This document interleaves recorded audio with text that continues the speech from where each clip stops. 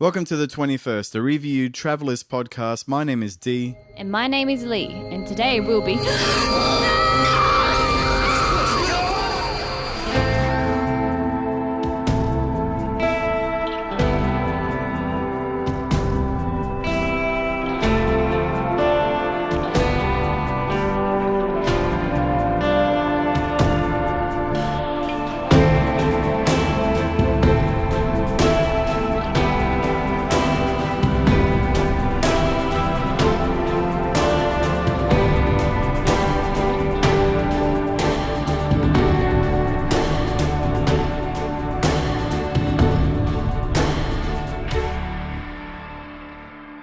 Welcome to the 21st, a Review Travelers podcast. My name is Dee, otherwise known as Traveller 0326.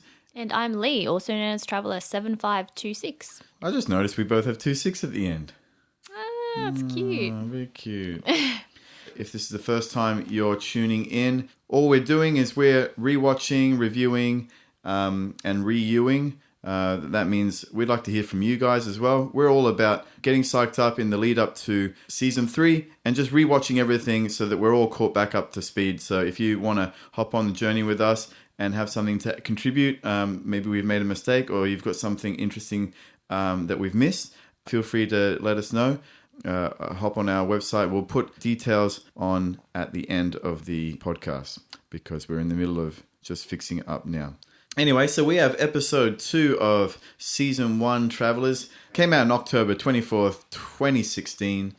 Written by Gillian Mueller, who is mainly a director. This is her only writing credit. She's worked on shows like Baxter and everything as a director, but this is her only writing credit, which is a real shame because she seemed to have done a pretty good job on this episode. And it's directed by Andy Makita, who seems to do heaps of work out of Canada. He's got credits on multiple Stargate shows over the years, among other things. So yeah, we're in pretty good hands here for the second episode, and so we're not hitting that awful thing where you watch the first episode of a show and you're like, oh, this is really cool, and then it gets picked up and then their budget gets cut in half, or they just decide that they want to add a character or they want to get rid of an actor or something. None of that happens. We just pick up where we left off, literally, because McLaren says, let's begin, which was the line at the end of episode 1. Episode 1. Yeah, and we just cut straight into it. So what happens at the start there? Just rounds up the last episode pretty much. So we meet another traveller, Officer Boyd. Traveller 3185, who introduces herself because as we wrap up the events of last episode, a Traveller 3468, who's taken over Grant McLaren, just immediately just gets an update report from every one of his team. Marcy reports that she's had misinformation regarding her host. Trevor updates him on some of the equipment. They all give a report to McLaren. He automatically takes over, and the old Grant McLaren is calling the cops, and this team arrives, and the leader of the team happens to be another traveller. Thank goodness, because otherwise he's got a lot of explaining to do. And Carly also informs them that our favourite on the show, Jerkface Jeff. Jerkface Jeff, that's pretty good. I think we're going to call him Jerkface Jeff from now onwards. I think so. He is a jerkface. Jerkface Jeff he's such a jerk in this episode, he doesn't even show his jerk face. He doesn't. His presence is still felt. It is. His jerkiness is so strong. His jerk game is strong. And it just comes through the screen despite never appearing. His jerk face just never appears on screen in this episode.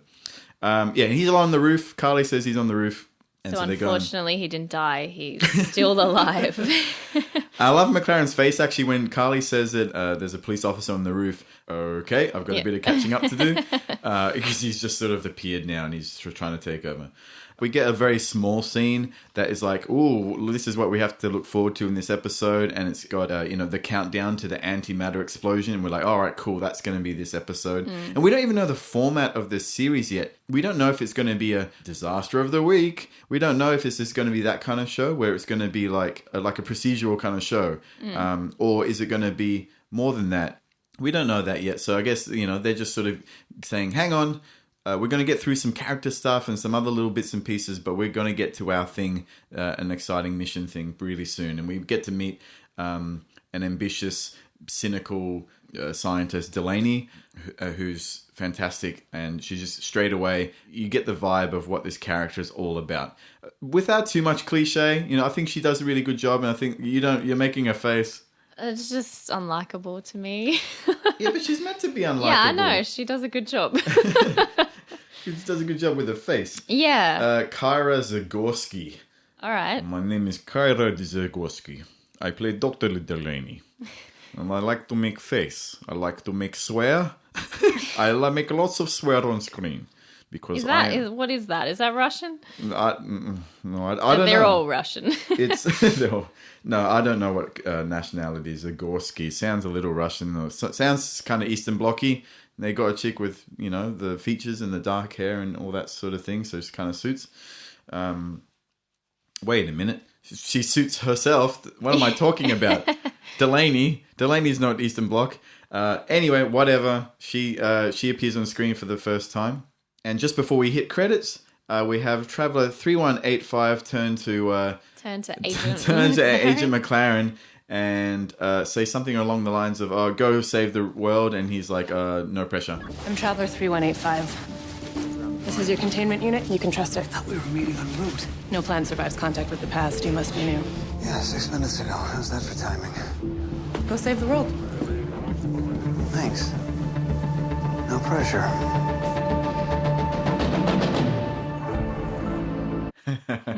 That's awesome. McLaren's just sort of like, okay, I'm straight into it then. There's no kind of... No settling into his character like the there's no welcome party. Everyone else has definitely had a head start on McLaren, and I guess that's why he's the team leader. He's just straight into the action. And then the episode goes straight into the action. We see a military convoy escorting the antimatter, which we've been told is going to explode. So they're taking it away. And then one of the technicians who's in the truck tells his superior that shit's going to hit the fan. It's going to explode a lot sooner than they think. And we find out it's let's call him Major Dickface. Dickless. Dickless.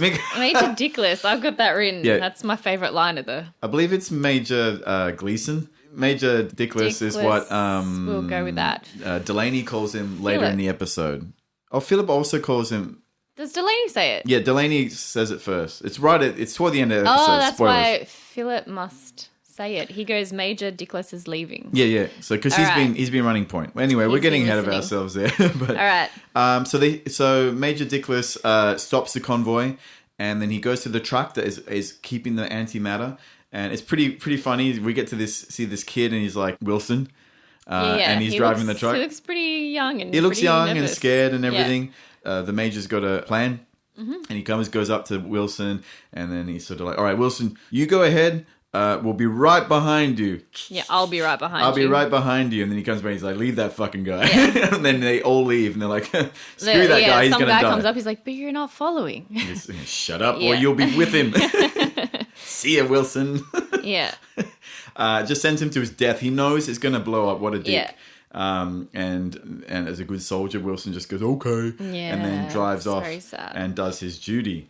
And we see the team finally in action together. I think at first we sort of see McLaren and Carly in the car together. Yeah, hinting that they've had a previous relationship in the future. It is. They sort of talk about it a little bit, and they start flirting. Yeah, she's checking him out, man. Yeah, she literally says, actually, if we go to 4 minutes there, it is pretty funny. Yeah, let's just play it. Nothing. I'm just looking you over. She turns the comm off too. Yeah. Ain't no one can hear this. It looks like his picture. It looks like his picture. It's quite How do you feel of an older man? I asked myself that this morning. Agent McLaren came to see me. What? He's a lot like you. All good. Then she says later on in that scene as well, like she likes the body of Grant McLaren. Yeah. And she's basically asking, do you like the body of Carly? She thinks, and she's like, oh, no, this one's too soft, or do you like that? And yeah. And he's like, oh, there's no safe answer. Smart man. no safe answer for that. But she's obviously, I mean, we don't really know yet, but she is, spoilers, in 5, 4, 3, 2, 1. She is the tactician. She is, you know, she's a badass. She's in probably a physical specimen back in the future. Very, very tough. And she's sort of not used to this new body in the same way that Marcy was not used to to her new body as well. We see the team get prepared, and we see the convoy just piss off. Bye. See ya, Wilson. Yeah. And then they leave, and the team is literally there ready to sort of intervene. And they're at a crossroads. It's really cool. I don't know whether it was on purpose or not, but the team is at the crossroads. It's like history's at a crossroads. It could have gone one way, but then it's now taken another path. There were two paths, that could have been taken clever. there. I did not look at it that way. It's like metaphorical, isn't it? Yeah. It's like, it's fancy, like, storytelling. Yeah. It's just, not many people would have got that. No, clearly not. No, I don't know. It could have been coincidence, but it struck me now, like, the second time now I've seen this episode. So Carly gets out, she stops the driver, and they do some pretty cool tricks. She pretends she can't hear. Yeah. He winds down the window, and Marcy just goes, stabs him in the neck. They she's- like stabbing people in the neck with things in this show. It is. She's pretty like a syringe happy in this episode. Yeah. And, go to sleep. Yeah. And injects him in the neck. Not for the last time either. They complete the mission. They have a portable containment unit that they've that's what secured. That's right. That's Officer Boyd gives it to them. gave that to them. So it's passed hands from one traveler team to the other so that our travelers can safely take this antimatter away and put it into a containment unit to do something else, which they're not privy to because the director's not said. They're supposed to just give it to the next team. Yeah. So they don't know what's going to happen. They were not supposed to know. They plant a bomb. Did they plant a bomb? Plant a bomb. Oh, yeah, they must put something in the machine, whatever you want to call it. Yeah, either way, like, they know Wilson's meant to die. Yeah. And for whatever reason, I'm like, why not bring Wilson back? Maybe he should. they obviously considered him as a candidate. Surely you would, like, he's in the military. Maybe his body is meant to get completely destroyed or something. I don't know. He doesn't die. He ends up in a coma. He ends up in a coma, so... we find it later. But, anyway, they let the truck go on, but they've got the antimatter. Yeah. Marcy injects him again. Wake up! Yeah. After putting him to sleep, and Wilson blows up and goes into a coma. By doing that, like they say, well, they've saved 11,000 lives, and Philip's like, well, yeah, but one guy died. They don't know he's only in a coma. In his peaceful Trevor. voice, it's like, no, Trevor in his peaceful voice, so he goes, there it is. We have officially changed history. He wants to... Trevor's done this before, right? Trevor's been in the past. He's presumably been on many missions before. He's a much older traveler, and yet it's not light for him. Like, you could easily become jaded. I mean, spoilers again. Later on, we do meet other travelers, and a lot of them get kind of cynical and sick of this whole thing. And Trevor, the sanctity of human life isn't lost on him. He's very present. He's very... Well, if he's come grateful. And gone many times, he knows the shit future that he has in store. So certain sacrifices are made, but it doesn't mean that we should take them for granted. So it's just, Trevor character, just with a couple of little lines. Again, we're building his character by his dialogue and by their situations. We're learning very slowly about all of them in an organic way. Philip and I can handle that. Why? Well, Trevor's got school and Carly's got a baby, and you've got a wife you got to go home to and meet for the first time, so... Right, my wife of 11 years. Okay, you two do the handoff. We'll meet later on. I'll get you home. Great work, everybody. I love that. I really love that. That's one of my favorite parts of the whole episode, the Phillips quote. Yeah. And Phillips like, but you've all got stuff to do. Like, I'm okay. Me and Marcy can handle this. And not to, like, take the wind out of his sails, but to remind McLaren, you have a wife at home? You have not met yet, but you've been with for 11 years. He's been out all night, man. So he has another duty to perform. Yeah. It's not over. That's going to be hard. Yeah, so he hasn't had a break, Paul McLaren. He sort of just had to deal with everything just one after the other. So then we have a few little wrap-up scenes, a little kind of like character scenes that come up in the episode, which is really nice. David asking, grilling Marcy about things again. Yeah, he's been waiting up all night since Poor David. for Marcy to get home. Yeah, asking her about the blackout and all that. And I didn't realise that they had literally gone from that blackout scene where they'd gotten the shooter and they'd gone straight into this next mission. That's I didn't realise. And again, I love this show. They don't like these moments. If we go looking for them, or if we notice them, they're beautiful, but they don't like ham it up too much. You know, I don't know whether maybe it's just me. Like I don't know why I didn't think about it before, but McLaren being distracted by the sky later. Yeah, okay. It's like he's not like we took for granted, like you said. Like they've gone literally from there to the next mission, and he hasn't even had a chance to appreciate the sky, and that's why he's so distracted in the later scene. So yeah, David's asking questions. I like the line. Can I play it? Play it, please, because I can't remember. I like this bit when he walks away. One more question. Why are you here? Staying in my apartment with me. David, there's gonna come a time where I'll need your help. The alternative answer for that. Yes. was, Yes. why are you staying like in my apartment In here with me. with me? Because I'm a big girl now, David. Sorry, that's the first thing that came to my head. Is that bad? That's really bad. No.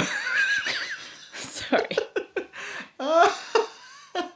Sleepover, David. Oh, gee, that's funny. That is very funny. In that scene, though, like, it's interesting because, and it happens sort of, I'll talk about it a little bit later, but she says, the way that she phrases things, Marcy, Traveler 3569, I don't know, is she that focused on the mission? Is she cold and calculating? She's a doctor, we find out. Has she got no bedside manner? Is she on the spectrum? What is it? Is she just so focused because she thinks her host body's going to die? Maybe. Like, we don't know. Is she being genuine when she says that stuff to David? At this point, I mean later. I think David literally believes that for the last year she's been faking it and she's working as like a FBI agent with Agent McLaren. That's right. So he asks lots of insane. questions. He's like, "Oh, are you doing this? Are you doing this? Was the blackout you?" Just to solve. It sounds like to solve the problem, like she kissed when she kissed him. Yeah. Like a spy solving a problem, like Black Widow solving a problem. She says, "Would it help if I told you that I was working with the FBI?" She says something like that. And then he goes, "Well, yeah." Yeah. And so she's like, Cool, "Okay. done." Has that satisfied your criteria? I am going to bed now. You How know, can like, he not be pissed off? Like, he spent all this time with her for the last year and he's so nice about it. And it's like, you'd freaking hate her if you were him. He's got a lot to take in and he's like trying to so confused. accept it on face value. Yeah. But warning bells are going off all over his brain. I think so. And we just don't know. Is Marcy manipulating is probably a harsh word, but is she sort of just giving him what he needs right now just to make sure that she is able to do what she needs to do? Needs to in the future, Or is she trying to diffuse him with kindness and an element of the truth? Does she feel bad for him? We don't know. Like, a lot of Marcy's facial expressions, like Mackenzie Porter plays it really odd. There's no agenda, to the way she portrays Marcy. There's no, she's definitely hates him, or she loves him, or she just wants to get the job done, or she thinks he's a pest. There's nothing like that. She makes a few faces. She rolls her eyes here and there, like in the first episode. Yeah. She sort of does it kind of like, she doesn't really smile. She sort of goes, yep, makes like a kind of half smile. Spectrum, right? Yeah, which again, we don't know. Anyway, it's interesting and it's just very organic. We see Carly and Mac again. They kiss. Yeah. They actually break. She just kisses him because that's what all the girls do on this show. Yeah. So she actually breaks protocol right there. So protocol 5: in the absence of direction, maintain your host's life. Yeah. She should not be doing that. No. Away from the. Gosh, that's got to be hard though. If you're a couple in the future and you're coming here and he's got a wife now, it's like, that's a bummer. Well, this whole episode is about breaking the rules as well. Think so. And not breaking the rules, but improvising, because they've been trained, they've been briefed, they've been told something, we don't know yet. They've been told a bunch of things, they've done their research, they've trained their whole life, presumably, or something, to come here and do this. And the first thing that she does is break protocol when she's alone with him. What does that say about her? Or what does it say about the training that they were able to do? Are people wanting to just volunteer for this program so they can see the birds. Yeah. You know, like it's all pretty interesting. Anyway, like so she breaks protocol. Yeah. And then when she goes, Mac drops Carly off, and we find that jerkface Jeffrey has taken from beyond the screen. From beyond the screen, he is still there to He's taken the Jeffrey Jr. Yeah. Send the babysitter home. Send the babysitter home, and so Carly may be soft.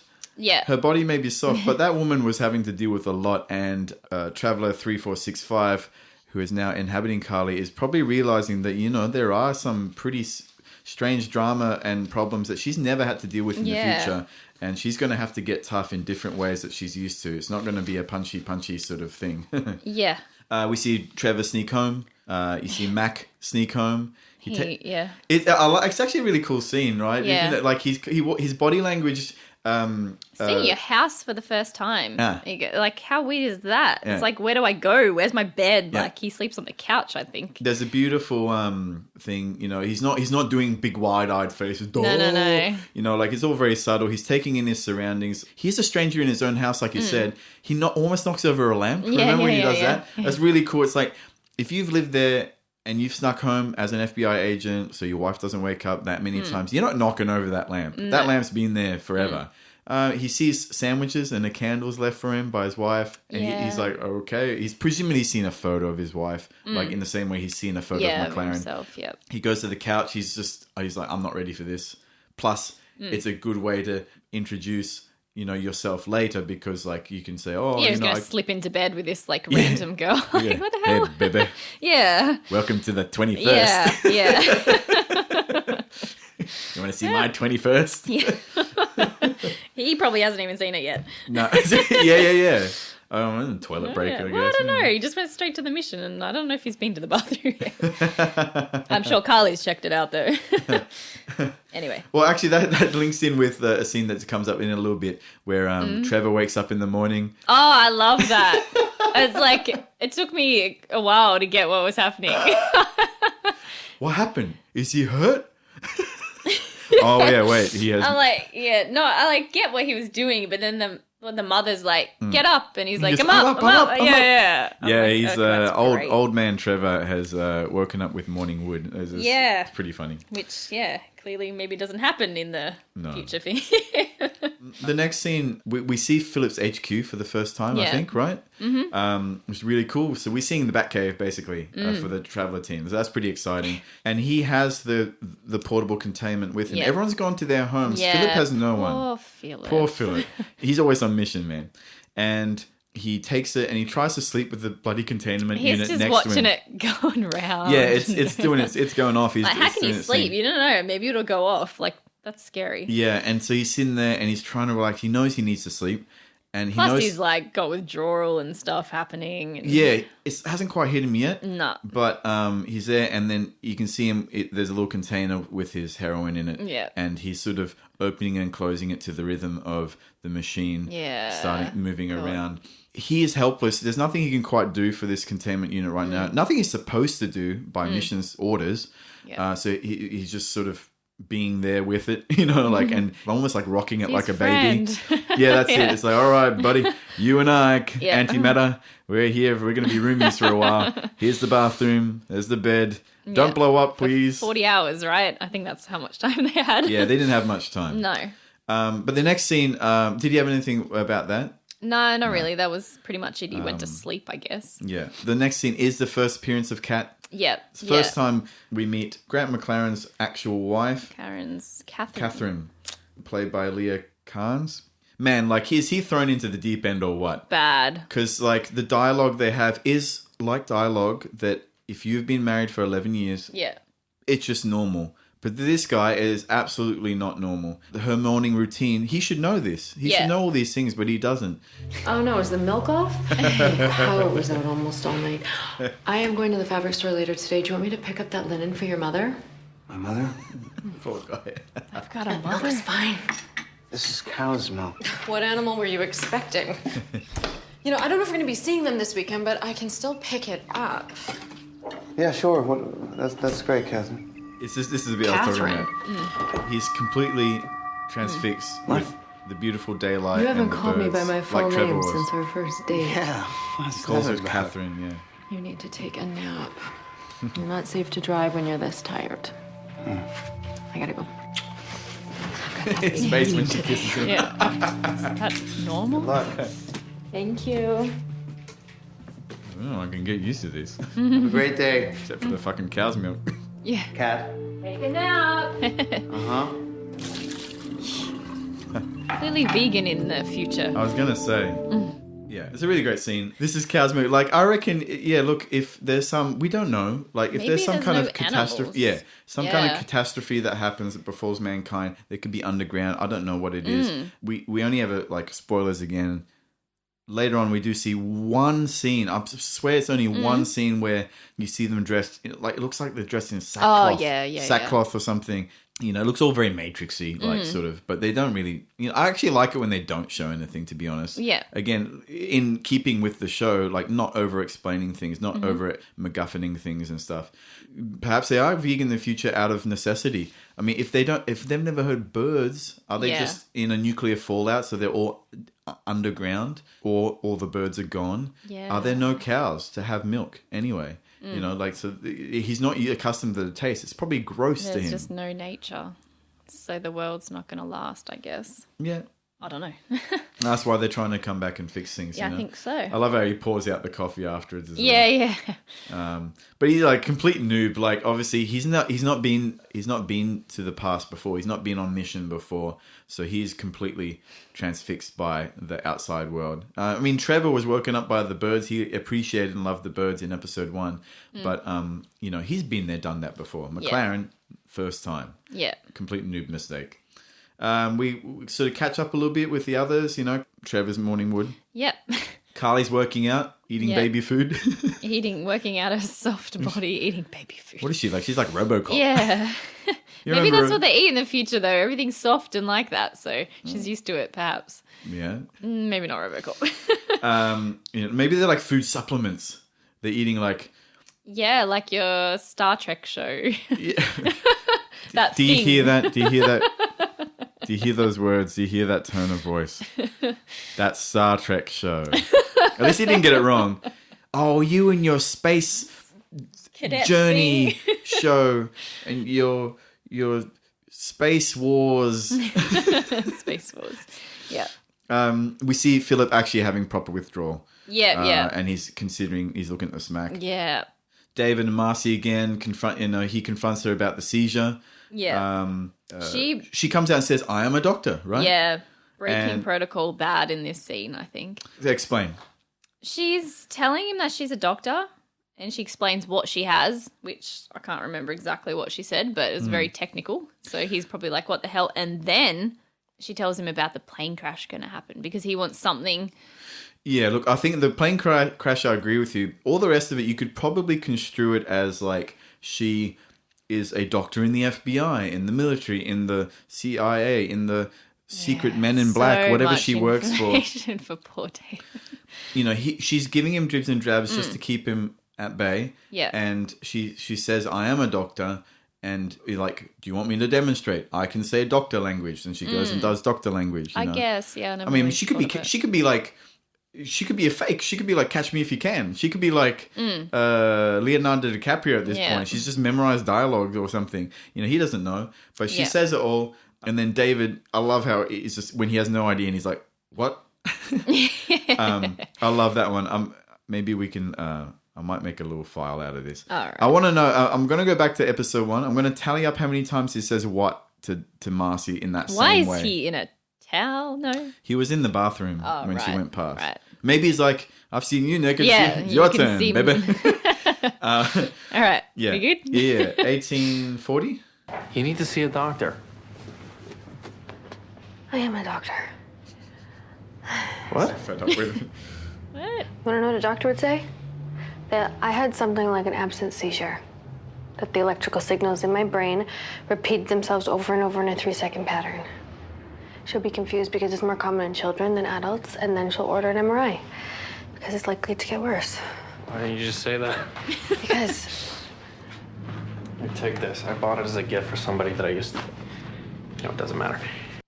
Somebody that I used to know. Somebody, not Marcy Wharton. Somebody I used to know. What? Right. Bitch stole my records and my mobile phone. Yeah. Yeah, it's funny. We don't know. Like, she makes an agreement with him like a child almost. It's like someone, maybe on the spectrum, and so, yeah, I mean, he's so bewildered. Marcy's not condescending, but it's like it's hard work for her right now. It's hard work to explain, David, it's hard for me to think this slow for you. Please, I'm trying to whatever. So she's not being unkind, but she is, maybe her patience is starting to wear thin. She doesn't have a cell. David gives it to her. He's trying to negotiate at this point. Yeah. He's trying to get some upper hand. He's just constantly confused. He's, okay, I'll just do whatever you say then, Marcy. Oh, okay. Yeah. So David tries to reclaim something. Yes, but if you're going out, you have to take a cell phone, like a father who can't control his daughter. Yeah. You're not going out wearing that. I'll wear whatever I want. Sure, but okay then. Well, take a cell. Yeah. Oh, you don't have a cell? Oh, I'll give you a cell. All right, don't die. Bye. It's kind of just like that. It's so it's they're developing their relationship. We're learning a lot about David. He's not really done the full freak out. He's not made any real demands of her. He's not told her to leave. You know? He's still very caring, and he sort of wants to know, I guess.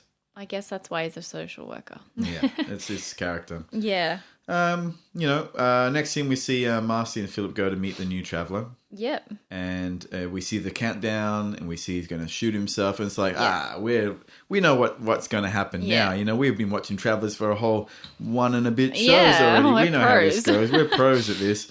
It's cool, and he's sort of he starts to have his seizure while the Traveller's downloading into his brain before he dies. Mm-hmm. And you've seen this is a real cool shot of him being framed inside the clock. There's a lot of clock in this show because, time travelers. Mm-hmm. Marcy's like, welcome to the 21st! Yeah. And he's like, oh, he's dead. Yeah, what the... Yeah, so a police record said that he shot gunshot to the head. Mm-hmm. But he, he really wanted to go through with it, of course, it seems, and he took an overdose of pills. A backup plan, which wasn't on the police report for some reason, or they've overlooked it somehow. The director's, the information was not right. Yeah. Probably not the director, I guess. I mean, not that we know much about it yet. Yeah, the information that they're getting just obviously isn't correct. Same with Marcy. Just missing a very small thing in the case of this. It's not on the report. Somewhere. I don't know if it says it in the episode later, but same with Philip. It was said that it was he died being the first time he had shot up. So that's why he came into that body. Yep. So they think it was just a kid making a mistake. Yeah. Instead of someone who had used quite often before, which obviously probably wouldn't have made him a great candidate, and we wouldn't have Philip. What the hell? No, we have to have Philip. We have to have Riley, and we have to have Philip. Meet the gang again, and this is another great scene because it's all the guys together. We're back at the Batcave, Phil's HQ. There's a nice Coke product placement again. Oh, is there? Yeah, there is. Oh, missed it. Damn. I mean, we've got to tally this stuff up as well. And again, I love this. Rather than an exposition, the show has a team dealing with problems and discussing implications and ideas. And that gives us the information and the idea of the rules of this show, of this universe.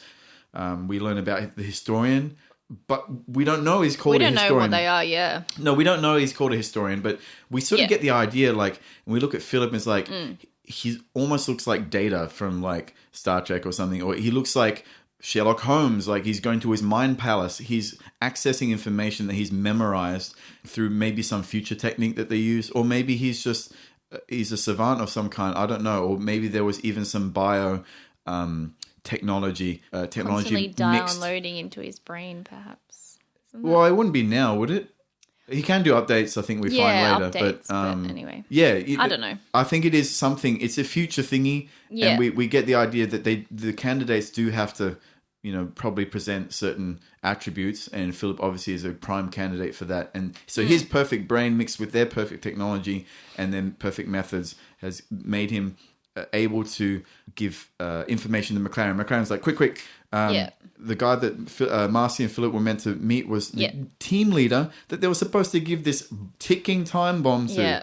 So, shit, now what do we do? So McLaren's like, I need ideas. I have to talk to my team. What can I get? What's their strengths? I'm going to go to Philip. Yeah. Philip's like, I'm going to tell you information about other hosts that are potential. And like, when's the nearest one? Oh, it's too far away. It's like 30 hours. Yep. They have to improvise. And we learn a little bit about the philosophy and the way that they run things. You know, like they say the director doesn't have a plan, but if he doesn't have a plan, then there must be a solution that they are able to deduce and implement.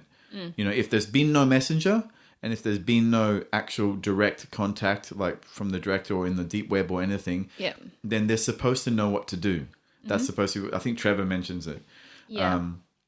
But, you know, McLaren and the rest of them, you know, no one really speaks up. But McLaren sort of says, we've got some issues. We need to reach out, maybe talk to another traveler, which would break Protocol 6 just again.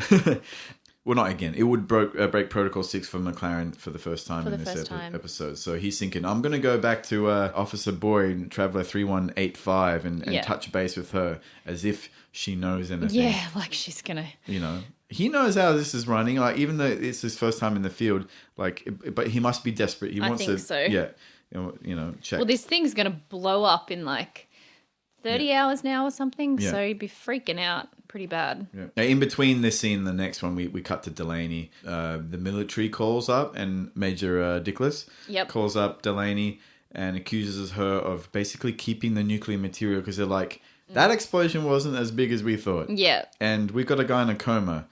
Like, That's Wilson should be dead. That prick. Yeah. You know, we left him to die fair and square. Son of a bitch, and now we have to take care of him. And we're like, oh shit. That means the past has changed now. This wasn't meant to happen. And of course, the major players, in this case, Major Dickless and Dr. Delaney, are like, they're starting to think about what's going on. And there's going to be some dramas and issues that's going to complicate the mission. How we're in for a treat. Woohoo. Yeah, we see McLaren go to Officer Boyd. Yep. And she's like, totally schools him. Yeah. He's like, was there a messenger? No. Were you authorized by the director? No. Then fuck off. Yeah, basically. He's like, don't talk to me. I don't want to get like in trouble with the director. And then she says, she's again giving us information as the audience too about, you know, protocols and the system. She's saying that everyone is compartmentalized. We all have a mission. We all have one communal mission, but we have small missions. And to efficiently do that, in its wisdom, the director is compartmentalizing us, so we only know what we're supposed to do, you know? And they almost have like a faith in the system. You know, like I keep saying itself, so that's almost like a spoiler in itself. But the director, we don't know anything about the nature of the director at this point. When I first watched the show, I'm like, man, it kind of sounds almost like religious.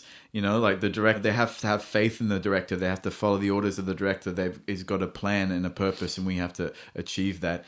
Like, you know, I remember when watching, it's like, is the director a person? Is the director a program? Is the director like, you know, like another being? Like, what is, you know, what is the director? We don't know, you know? Yeah. So 3185's like, piss off. Just newbie. Yeah. Like, just go read your manual at home. Got my She's own like, shdo. And then she's like, well, it's a tough call. Can you get it right, please? Yeah, and then she yeah. goes off. It's Yeah. awesome. Yeah, she says like in the absence of instructions, you know. Do your host's life. Yeah, Follow your host. yeah. Basically, she schools him and says, you should be following Protocol 5, I think it is, isn't it? Have fun. Go eat a burger. Yeah. Go That's what watch, I'm gonna watch do. the sky. Go to the beach. Dip your feet in the water. Do something. Anyway, next scene, I think we cut to David at the pub with one of his... Yeah, no, it's at a diner. Dave. Diner. So Marcy's prediction that she sort of wrongfully he sees that on the TV. gave David, it's a plane crash, wasn't it? Plane crash, Yep. 4 casualties. Yep. And so David's like, holy shit, she's Nostradamus. Yeah. Or she's a terrorist. Yeah, basically. And he's there with another of his clients who's having Yeah. a meal at the diner and his day out or whatever he's supposed to be doing for him. And so we see that. And then we see it cuts straight away to Philip. Or back to the team, back at the Batcave. Yeah. Philip's struggling. Yeah. Like, we know that. Yeah. No one else has seen the notice except for Marcy. She's noticed a little She's bit. the doctor, so... He pretends it's the bomb and the nerves of being like the fact that they've got this antimatter that could any time blow up. But we know it's something Good else. cover. It's pretty funny. Marcy gets a phone call because it's David, right? David's just seen the thing and he's like, holy shit. So he's calling her, and then Philip's like, you have a cell phone? Yeah. Who's calling you? Yeah. He's like, I made some friends in the 21st. I'm part of a chess club, yoga group. Me and some of the girls are going out for some shake later. Yeah, some shakes, some shake. maybe some karaoke. You Yeah. want to join us? What, you haven't made friends? Yeah. Philip?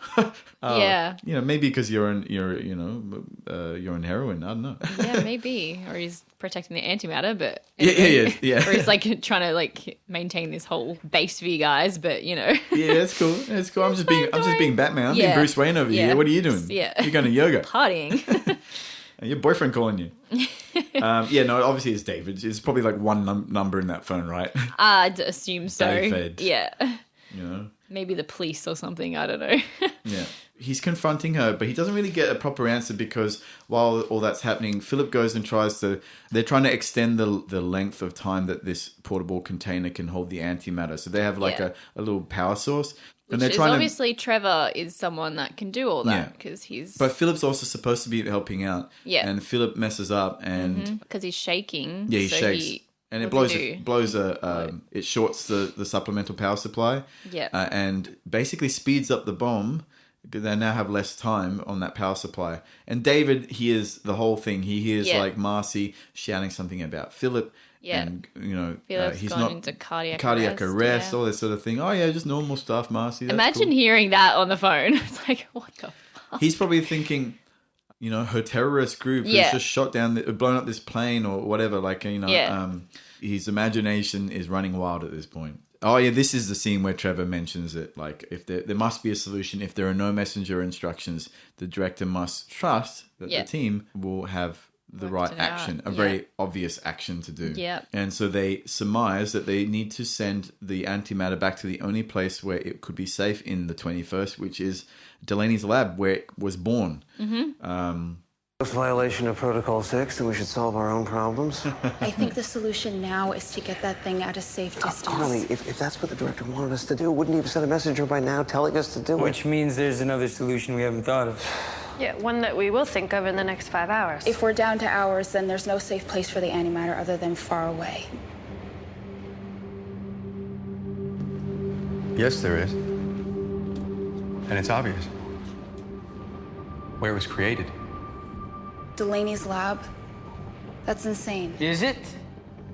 I mean, the whole facility was designed to store antimatter for an unlimited amount of time. And it's a half hour away in traffic. I'm sure the team we were supposed to hand this off to must have had other plans. Well, no plan survives contact with the past.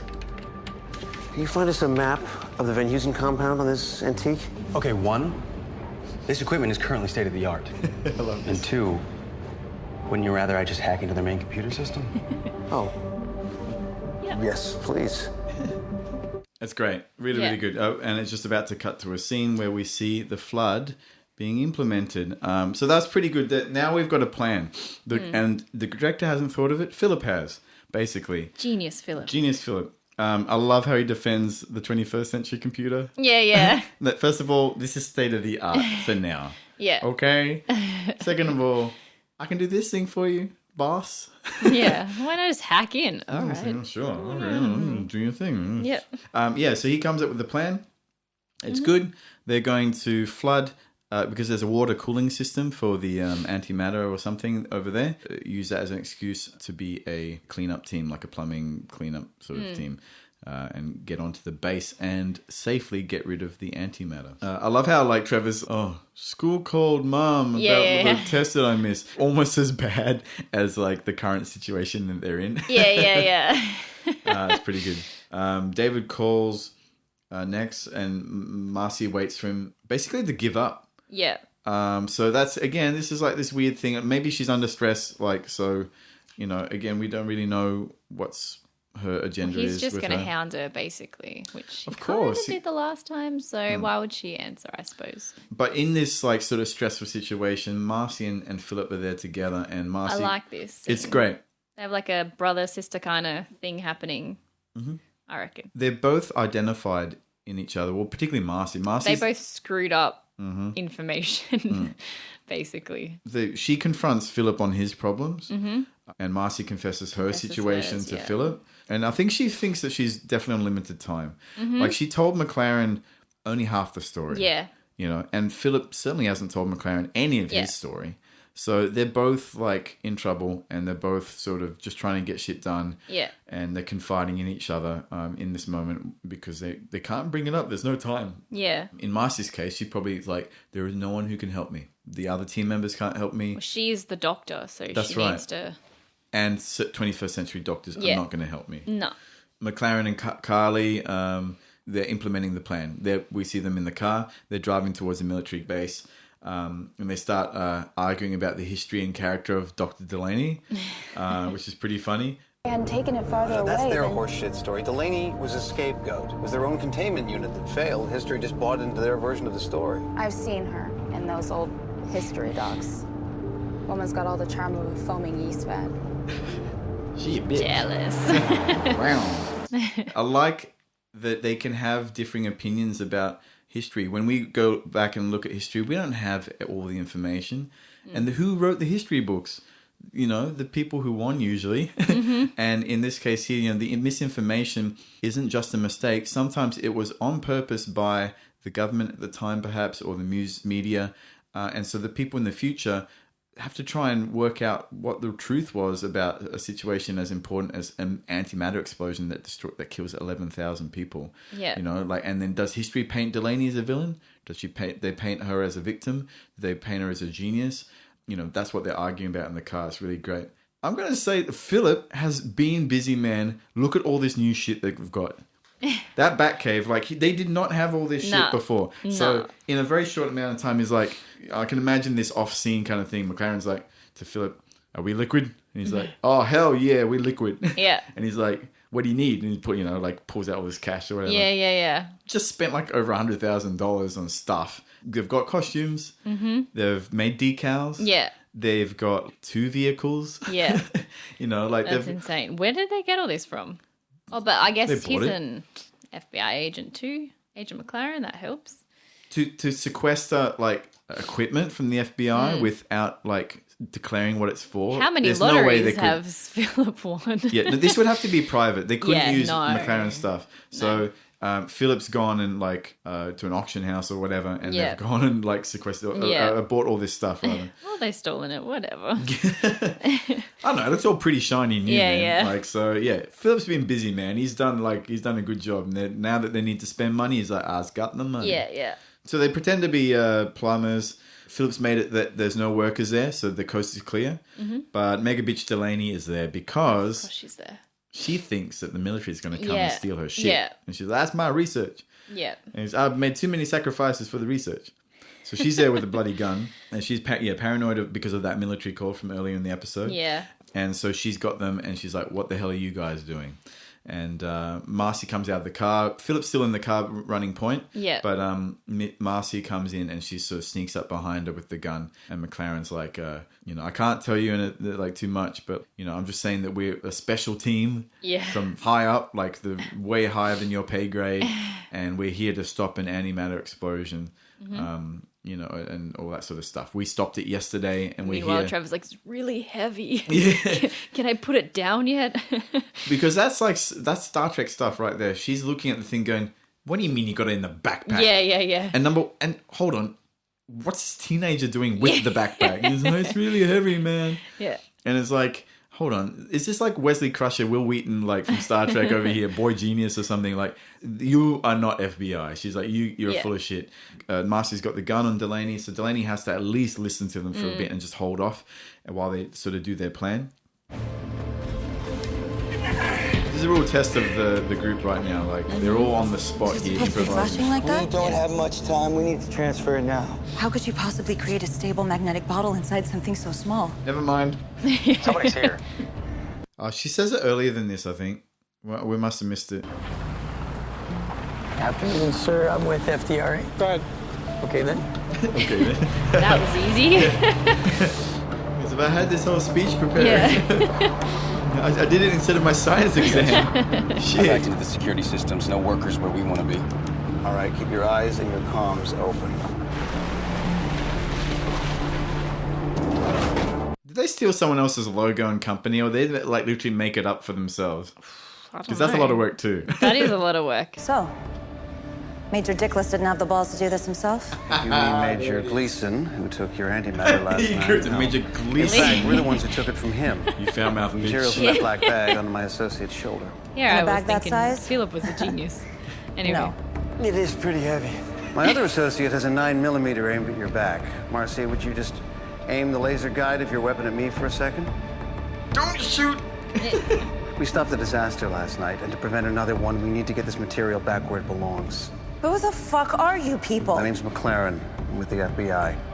My team has been tasked at the highest level to prevent the military from building the most powerful weapon of mass destruction in history. The teenagers' FBI. Just me. They're specialists. So he confesses the mission. Like I said, it's like this Star Trek bullshit. Like she's like, it's complete science fiction to her. Like that it's possible that this, a teenager of all things is holding a containment unit for her antimatter, which is like probably theoretical research at this point, and she's just made it real, which is why something goes wrong, because it's like it's cutting edge at this point what she's doing. It's kind of like in Star Trek 4 when like Scotty is trying to get something strong enough to hold the whales in the ship, and he basically gives a formula for transparent aluminium to a company. He changes the future. Oh my god. So it's like they can't like be like, oh, this is how it works, lady. It's like, no, this is future technology. This is like, so they have to pretend it's classified, but like it's actually future technology. They can't change the future by like her getting an idea and then all of a sudden she develops it earlier than normal, exactly. You know? So Major Dickless arrives and Delaney has to try and stall. The team is trying to do the work. She's like trying to give them time. Yeah. And but the portable unit starts to beep. Yeah. So she ends up actually, this is where because up to this point she's this arrogant fucking bitch. Yeah. But she actually lies about her work, and it would actually have made her look unprofessional. Yeah. It makes her look, it discredits her work as a scientist. Mm-hmm. So it's pretty serious for her character to do that. She either believes him or she's just really scared or something. So she just says basically, oh, I was lying. It's basically bullshit. It's just green. It's I just got some Mountain Dew and like mixed it together with some dry ice. Yeah. So that's what all the millions of dollars that the government and the military's been giving me. It's just Mountain Dew. And he's like, cool. Yeah. We believe in you. He was satisfied because it discredited her. Yeah.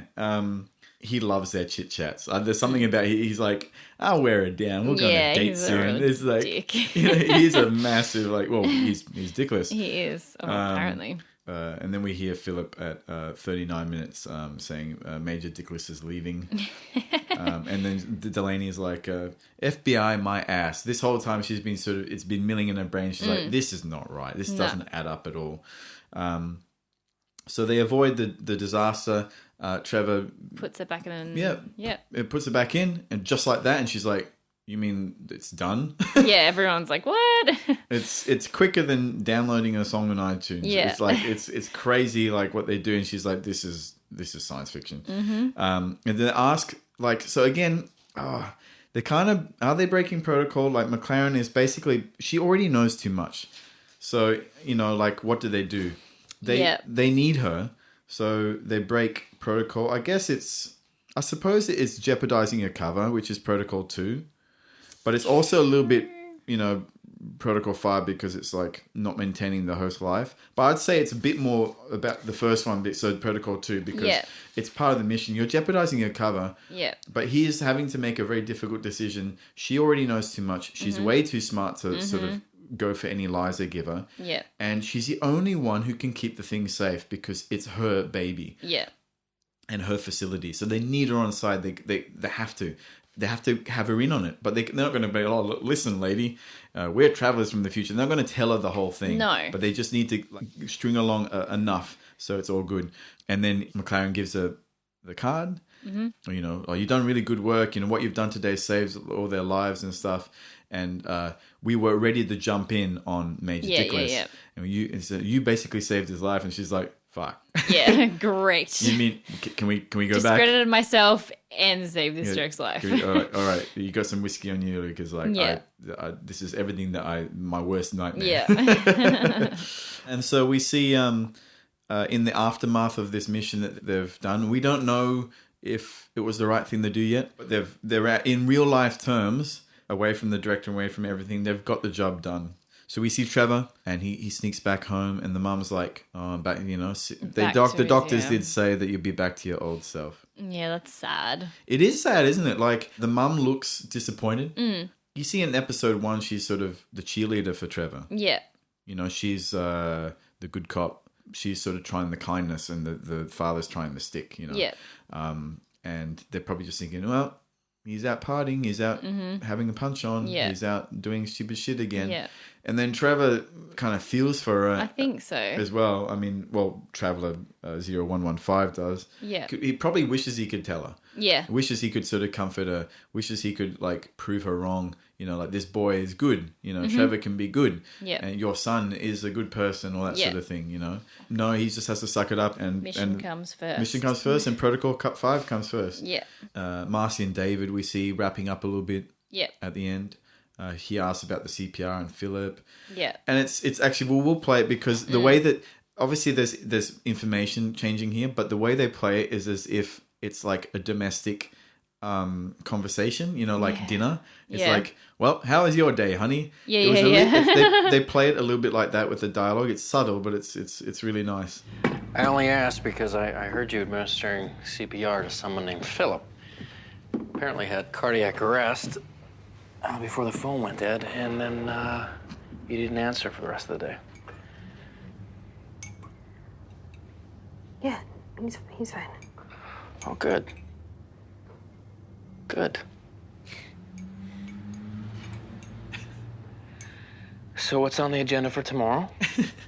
I was thinking about what you said, and tomorrow I'm gonna go to the hospital. You want me to take you? He's stunned. His face is stunned. Do you want to rappel down a rope from a helicopter? I love that line. That was a great line. Marcy actually smiles No, there. I would like you to take me. Please. Maybe now that mission is over and that basically their first whirlwind, like 24 hours, 48 hours or whatever, it's been crazy, and maybe she can relax. And she knows that if she's trying to like get ahead of this thing and be good for the team, she'll need to have David on side. Mm-hmm. It seems genuine, and when she smiles, it seems all very genuine, you know. And maybe it's just she's changed her mind, or maybe she's just trying to string David along again. We don't know. We don't know. I'd like to believe at this point that it's the former, not the latter. So, what's the agenda for tomorrow? What you doing? Gonna do anything cute like save the world? Held down a rope from a helicopter, or he said that she's Batgirl girl or something. She said that she's a James Bond villain. Yeah, but she's also said that she's a secret agent. Yeah, terrorist. A terrorist. Because he doesn't know what the hell she is. But she's a doctor. Yeah. What is she? Yeah, very confusing. If she's living in my house, that's cool. She's extremely dangerous. It's so weird that she's just going to his house every day. Yeah. Like, it verges on the absurd, right? So we have to suspend disbelief. We can't poke it too much, otherwise we could convince ourselves otherwise. But you know, when you watch it, you are convinced. I think it's David, honestly. I feel like our faces do what David's face was like. What? Why is she here for? Yeah.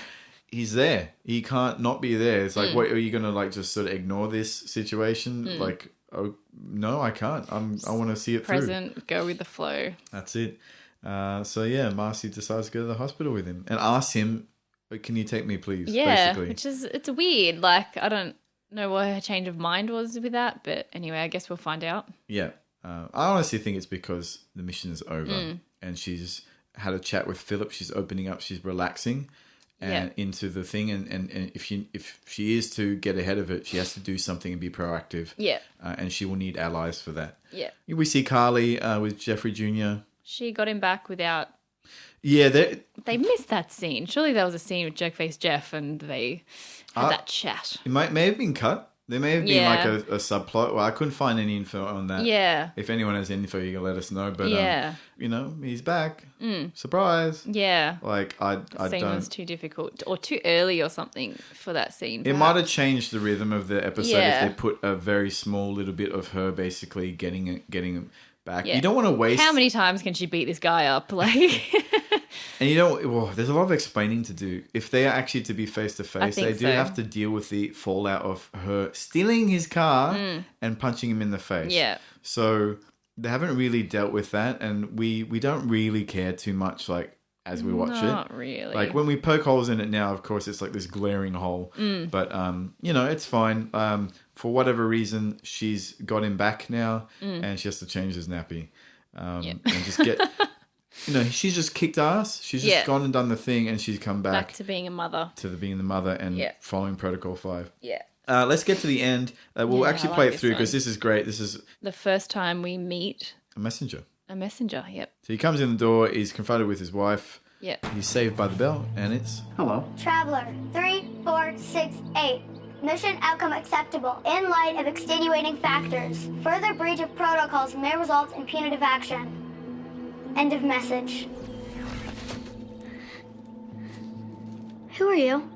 I'm the guy you're going to sell those cookies to, I think. Sweetheart, I bought 2 boxes from you half an hour ago. You've already done this side of the street. Okay, bye. I don't notice all that. You see that crazy little girl trying to sell us some cookies? Yeah. She already sell us some cookies. Yeah, it's in the hallway. I noticed it this time for some reason. They have all this product placement. See, it doesn't work for me. It obviously works for you, but me, I'm just like, meh. What are you talking about? What? Crunch, crunch, crunch. Yeah. What are you talking about? Glug, glug, glug. I'm like drinking Coke just because it's like in my head and I don't even realize. Yeah. No, it's out of focus, but you can see, like, normally there was just a lamp there in that hallway, so it stuck out to me that there were 2 boxes of cookies. Well, I didn't know they were cookies, but the 2 blue boxes. And we see the traveler like a little possessed child. Yeah, Traveler. it is so freaky. Traveler 3468. Yeah. Mission. Mission outcome acceptable. Yeah. But if you fuck around again, we're gonna kick your ass. Basically. It's like, what am I doing here? What am I doing, mister? Yeah. Who are you? Ah. Oh my god. Yeah, I like the affect, that kind of robotic affect, that they put. They're projecting like a message into like a little child, and you find out a little bit more about that later. But like at this point, it's just it's fun. Yeah, it's like a really cool way to end. We're learning another new thing about the Traveler universe and about all that stuff. Mm-hmm. And you see a little bit about Kat. The way she diffuses the situation. She doesn't get angry. She's sort of kind to the kid, and we find out a lot about her and kids later. It's just a good organic scene. And I love the way it ends. She's like, well, how was your day? Saving the world and all that sort of stuff. And he's like, my day was boring. Tell me about your day. Tell me everything. Yeah. He's focused. He's on mission. Yeah. But like, I feel like, there's got to be a part of you that, sort of wants to do it. He's relaxed. I think he's sort of solved this situation. I'm a team leader. My team is good. I had to improvise. I had to save the world without the director's help. And we did it. And I'm just going to get on with it and find out about this lady that I have no idea about. And, I'm maybe even have a bit of fun with it too. This thing they call wife, whatever that is. I don't know about this cow's milk, but the wife I can handle. She's all right. And then it ends the episode. It was great. So at the end of the episode, how many protocol breaches have we got? Carly breaks protocol. Yep, she by kissing McLaren. McLaren breaks protocol by contacting Agent 3185, Officer Boyd. Yep. And I think Marcy breaks protocol by telling information about the plane crash. So it's sort of like they're all so what do we got? So Carly 1, McLaren 1, Marcy 1. The only Trevor and Philip haven't really broken protocol as such. Yeah. If you missed last episode, we basically said there were very small protocol breaches, but you can probably be forgiven, I think, for your initial few hours there. A grace period there. The director sort of leaves where you're trying to get used to it. You're trying to settle in. These are pretty full on reaches, though, I suppose. Yeah, they had a real urgent mission, or they had an urgent mission this time too. But in episode 1, like, they had a lot of shit to do, so you know, you can be forgiven. But here, we're gonna keep tallies now. Well, there's one David Watt in this episode. I'm gonna like add it to the others. So David has one what? Which is really awesome and cute. And what else have we got? I think we've had our first new traveler. It was 3185. Yep. Which is really cool. Messenger. Oh, and First Messenger. That was the other thing. So there's a lot of firsts in this episode. It's great. Really expanded the universe. It hasn't gotten bottled down into some kind of crappy TV format that we're used to seeing. Mm-hmm. You know, there's still surprises in this show, and it's great the way that they're dripping it out to us at a pretty good pace, but it's not overwhelming. And it's not boring either. Well, as we did last episode, we're gonna do the Mom Award. Mom. If we might get around to doing a bit of a theme tune. If we do, we'll put it in right. Most on mission.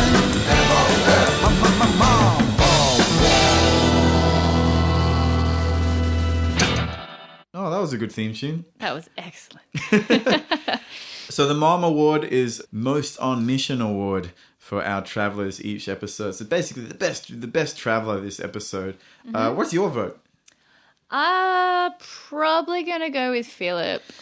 It's really hard not to go with Philip. I think it's maybe easier for him as, like, he's got a lot to do, but he's the only one without someone that he has to bullshit to. He has no attachment. Yeah. Yep. So everyone else has got someone they need to lie to. That's or right. Try and be, you know. That's right. He doesn't really need to follow Protocol 5 in the way that the others do. Trevor has school and family. Yeah. McLaren has his wife and his work. Yeah. Marcy has David. You know.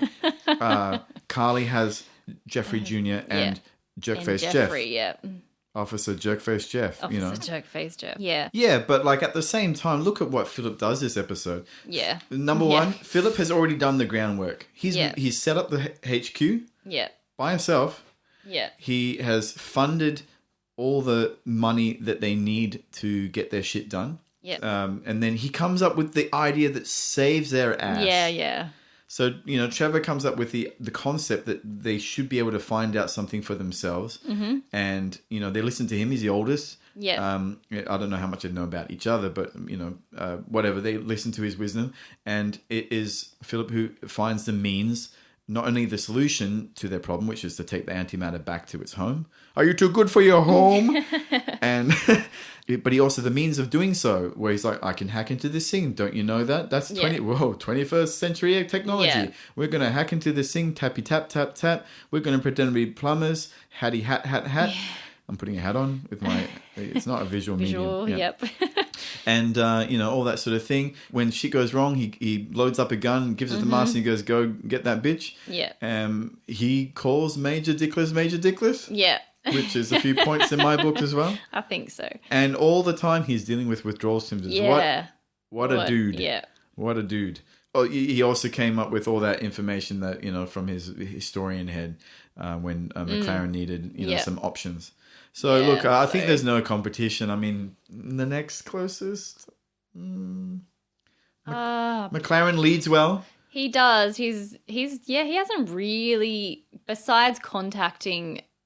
Agent Boyd, Officer Boyd. He's done pretty good. I think he's led really well. He's delegating and he's using his team to the best advantage, maintaining a lead. Yeah. Even though he's kind of out of his depth at this point, he's just trying to do the best he can. So he's pretty close, but no, you know, Philip's a true standout. Yeah. So second Mom Award goes to Philip. Who was the first Mom Award? I think we went with Philip. I think we went with Philip as well. Yeah, I tried to be different, but it's Philip. It's Philip. It's just, I think it's easiest for him just because he has no attachment. All right. Now that Philip has had 2 Mom Awards in a row, if, you know, for him to get the hat trick, I think he's going to have to really, really wow us because we're like, we've seen what you can do, mate. Yeah. Show us something we've not seen before. Yeah. You know, show us something really good. You know? Taking into consideration that he doesn't have the attachments. Yeah. I reckon we'll see what happens in the next. Be a bit more harsh next episode, perhaps. Yeah, we'll see him in the next episode. Yeah. All right, guys. Well, thank you for hopping on this trip with us. As always, if you have something to contribute, if you'd like to point out something we've missed, perhaps we got something wrong. If you have anything at all you want to sort of contribute to this whole experience, please feel free to. Just follow the details at the end of the podcast.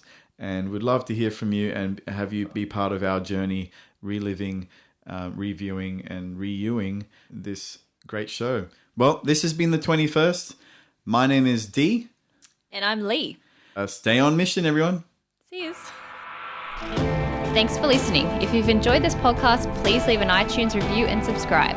Keep up to date by visiting our website, reeveu.com.au. reeveu.com.au. Interact with us on Facebook, Twitter, and Instagram at the 21st Pod. That's at 21STPOD. Send through your messages, fan theories, or topics of discussion, and we'll talk about them on the podcast. And remember, stay on mission.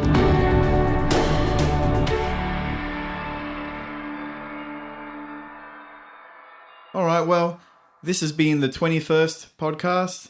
My name is Lee. Lee, what? And I'm Dee. My name is Lee. My name is Dee. That's my line. All right, go again. Hang on. We'll put this in the outtakes.